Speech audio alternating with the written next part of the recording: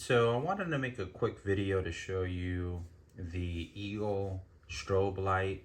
It's the tail brake light and how it works. So it's extremely simple. It's plug and play.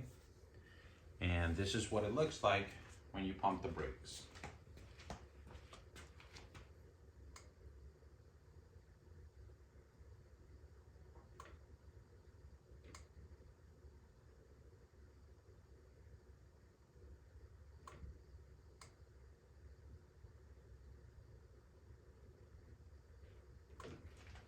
So just another added safety feature.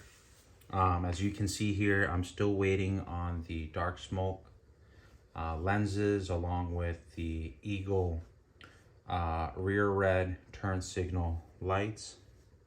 Once those come in, I'll show you a video on how those came out. So I hope you liked the video.